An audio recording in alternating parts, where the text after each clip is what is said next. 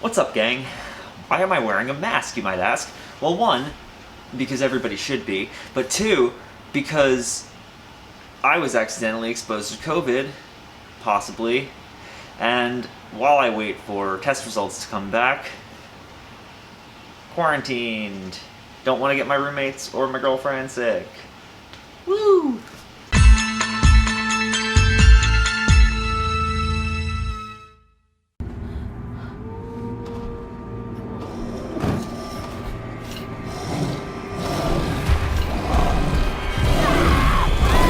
The Wolf of Snow Hollow is written by, directed by, and stars Jim Cummings as Officer John Marshall, an alcoholic cop with anger issues, who ends up under a lot of stress when a series of brutal murders in his town ends up looking like they're being committed by a werewolf.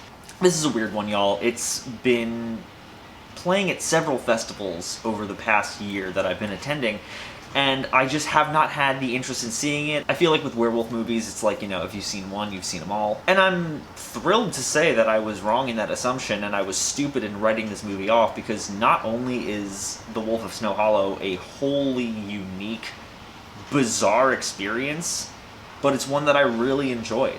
Like I said, this movie is bizarre. It's written by Jim Cummings, who admittedly I've only seen in the Block Island Sound. And it's clear from the first minute of this movie that he's got a very distinct sense of humor. Both Cummings' writing and his performance come with an extremely dry, morose, and angry sense of humor that's so distinct and awkward that the only way I can describe it in a way that would help people understand is Fargo, but angry. I never saw a body like that. There's gonna be a lot of late nights and overtime because of the brutal murder that happened in town. But that's actually a super reductive way of describing this movie, so past that brief comparison, I'm going to ask that you strike that from your mental record, because The Wolf of Snow Hollow is way too unique to be, dumbed down with a take like that. Jim Cummings' style of writing is something that is either going to work for you or not. And you will know very quickly if this movie is going to be your cup of tea. Like, within the first 15 minutes, if you don't find the humor by that point charming, you're not gonna for the rest of the film.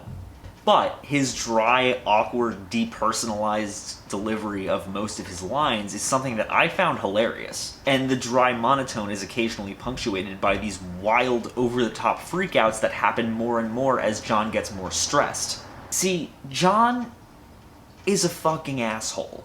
He's a recovering alcoholic with anger issues that he tries to keep bottled up with a disconnected and blasé attitude, which, really does wonders for his relationship with his wife and daughter. He's so stressed about his job and the failing health of his father, the sheriff, played wonderfully by the late Robert Forster in his last performance. I won't ask you to pray with me because of the goddamn lawyers. And as you can imagine, a series of murders that continually point more and more toward a werewolf culprit wouldn't really help with that level of stress. That's kind of where the main humor of this movie comes in. The closer John gets to his breaking point, the more he starts lashing out at everybody around him in over-the-top, comical, but still pretty mean ways. But what I found so refreshing about this movie is that it's not just straight comedy.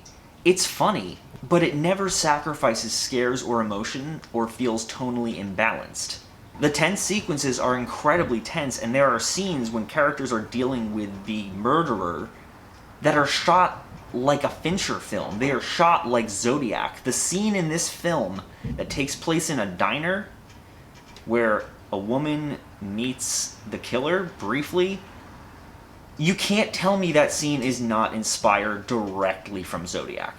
Cummings' performance is funny, but as the movie goes on and you see what it's doing to his family and the relationship that he's lost with them, it hits you in the gut pretty hard, especially with the bittersweet ending that leaves you both satisfied and also really sad. What starts as an awkward but ultimately fun werewolf police procedural ends up revealing its true colors in its final act when you're left to see the remains of John's life after he's destroyed basically everything in it. The final scene of this movie is not only powerful as hell emotionally, but it's one that makes a powerful thematic statement about addiction and losing oneself in a spiral of grief and stress. The werewolf content is cool enough on its own, with the actual wolf design being one of my favorites in recent years, but it's all of the emotional and thematic content related to John's character arc that really makes this movie a memorable standout and turns it into something special. I'm gonna say that The Wolf of Snow Hollow is solid.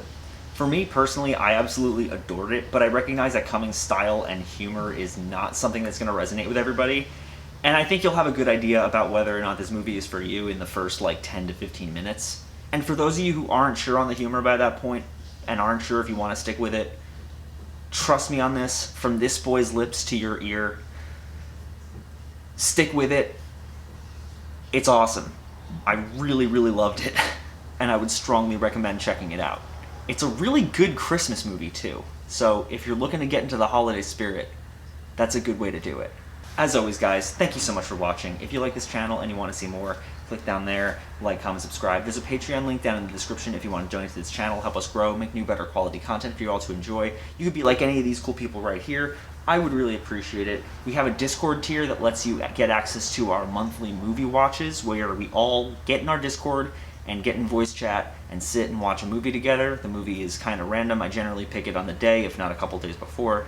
And it's a good time. We all have a really fun little socially distant gathering, and it's just a fun movie night with friends. So if that interests you, please consider donating.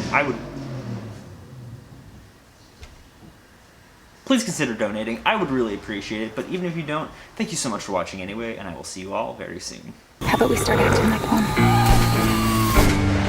Little Red Riding Hood, you're everything a bit